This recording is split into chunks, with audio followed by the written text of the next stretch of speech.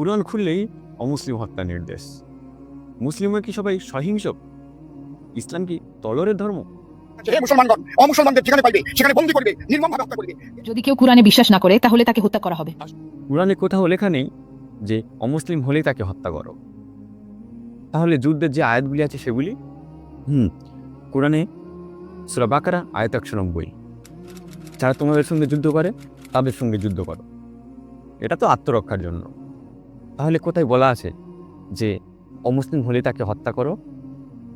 আছে সূরা আত-তাওবা আয়াত 5, যেটাকে সোয়ার্ড ভার্স বা তরবারের আয়াতও বলা হয়, যেখানে বলা হয়েছে মুশরিকদের হত্যা করো যেখানে তাদের পাও, তাদেরকে বন্দি করো।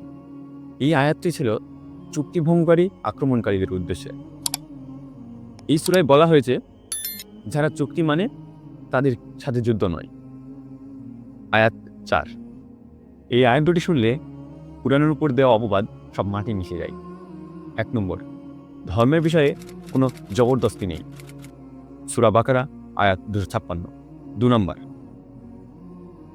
কোনো নিরাপরাধ ব্যক্তিকে হত্যা মানে পুরো মানবজাতিকে হত্যা, সূরা মাইদা আয়াত 32। যদি ইসলাম ও কুরআন অমুসলিম হলেই শুধু হত্যার কথা বলে, তাহলে 1400 বছর কিভাবে অমুসলিমরা মুসলিম শাসনে বেঁচে থাকলো? যেমন অটোমান সাম্রাজ্যে ইউরোপীয় অমুসলিমরা, মুঘল সাম্রাজ্যে ভারতীয় অমুসলিমরা কিভাবে বেঁচে থাকলো? ইসলাম হত্যা শেখায় না, ইসলাম শেখায় নেই আত্মরক্ষা আর মানবতার মূল্য।